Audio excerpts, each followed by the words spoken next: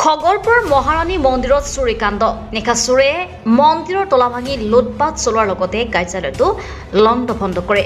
মন্দিৰটোৰ টিলিঙা কাঁহৰ বাচন বৰ্তন ইনভাৰ্টাৰ আৰু কিছু নগদ ধন চুৰি কৰিবলৈ চেষ্টা চলাই চোৰে। ৰাতিপুৱা মন্দিৰটোৰ চুৰি সামগ্ৰীসমূহ কিছু নিলগত পেলাই থোৱা স্থানীয় ৰাইজে প্ৰত্যক্ষ কৰাত মন্দিৰ পৰিচালনা সমিতিক জনায়। তাৰ পাছতে আৰক্ষীক খবৰ দিয়ে আৰু সন্দেহজনক দুজন ব্যক্তিক আটক কৰিছে। ইয়াৰ পূৰ্বে মহাৰাণী মন্দিৰত চুৰিকাণ্ড হৈছিল আৰু আজি পুনৰ মন্দিৰত চোৰে লুটপাট চলাবলৈ চেষ্টা কৰে আৰু এনে চুৰিকাণ্ড পুনৰ যেন সংঘটিত নহয় তাৰ বাবে আৰক্ষীক নিৰাপত্তাৰ দিশটো সুনিশ্চিত কৰাৰ দাবী মন্দিৰ পৰিচালনা সমিতিৰ। অভয়াপুৰীৰ পৰা আজিজুল ইছলামৰ ৰিপৰ্ট, অৰুণোদয় অসম।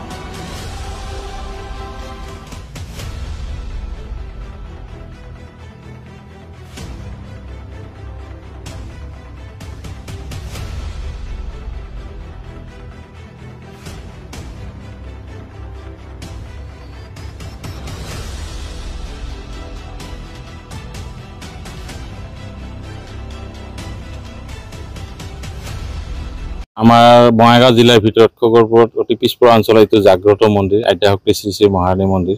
দৈনিক নিত্য পূজা হয়। ইয়াত হাজাৰ হাজাৰ ভক্ত দৈনিক আহে আৰু আমাৰ পূজাৰীসকলে পূজা কৰে আৰু ভক্তসকলে আহি ইয়াৰ পৰা যি মনৰ কামনা কৰি আহে সেই মনৰ কামনা পূৰ্ণ হয় বুলি আমাক জানিবলৈ দিয়ে। তো অতি পৰিতাপৰ বিষয়ে আজি যোৱা ৰাতি মঙলবাৰে ৰাতি তাৰমানে কোনোবা দুৰ্বৃত্তই আহি আমাৰ গোটেই মন্দিৰ কেইটাত তিনিটা মন্দিৰ আছে, মা মহাৰাণী মন্দিৰ, শিৱ মন্দিৰ আৰু গণেশ মন্দিৰ। তিনিটা মন্দিৰতে আহি লণ্ডভণ্ড কৰে, বস্তুখিনি উলিয়াই লৈ যায়। এনেকৈ মানে চুৰ কৰিছে, ইনভাৰ্টাৰ পৰ্যন্ত এৰা নাই। তাৰমানে ইনভাৰ্টাৰ বেটাৰী, তাৰপিছত সা সৰঞ্জামখিনি যিখিনি আচবাব আছিলে, তাৰপিছত অকণমান টকাও আছিলে, যোৱাকালি চালামি উঠা পইচাখিনি তাতে থৈ দিছিলে, সেইখিনিও লৈ গ'ল। তাৰপিছত কিতাপ পত্ৰ নথি পত্ৰ, আমাৰ কাৰ্যালয়টোৰ গডৰেজ ভাঙি গডৰেজৰ পৰা নথি পত্ৰখিনি উলিয়াইছে। কি নিছে বাৰু এইটো আমি চোৱা নাই আৰু মোৰ আইডিয়া হয় কাগজ পাতিখিনি নিনিব সিহঁতে, কিন্তু টকা পইচা থকা বুলি লণ্ডভণ্ড কৰিছে। এইটো এটা বৃহৎ চক্ৰ। এই বৃহৎ চক্ৰটো মানে খালি কেৱল আমাৰ মন্দিৰতেই নহয়, আমি দেখিবলৈ পাইছোঁ চাৰিওফালে হয়।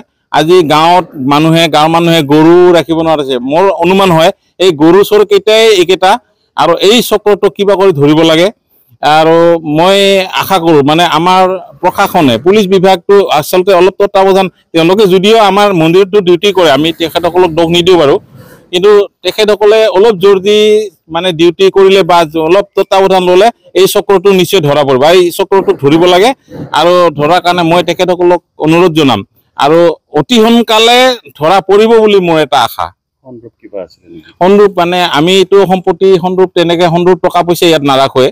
টকা পইচা অলপমান থাকে, 1-2 হাজাৰ টকা 3 হাজাৰমান টকা থাকে বাৰু তিনিটা মন্দিৰত। আমি সন্দৰ্ভ এনেকৈ নাৰাখোঁ, যে ভক্তই যি দি যায়, সৰু সৰু ফুল কিছুমান দি যায়, এনেকুৱা দুটামান আছিলে। আমি সেইখিনি সামগ্ৰীবিলাক ইফালৰ পৰা নমাই আমাৰ এই পুখুৰীত যোৱা ৰাস্তা যিটো আছে ওচৰৰ ৰেল লাইনলৈকে লৈ গৈছিল। তাৰপিছত ৰাতিপুৱা নেকি আৰু পুলিচ পেট্ৰলিং আহিছিল সেইখিনি সময়তে, পুলিচক দেখি হয়তো বা নতুবা তেওঁলোকৰ ৰাতিপুৱাই গ'ল, নিব নোৱাৰিলে ৰেল লাইনত এৰি থৈ গৈছে বস্তুখিনি।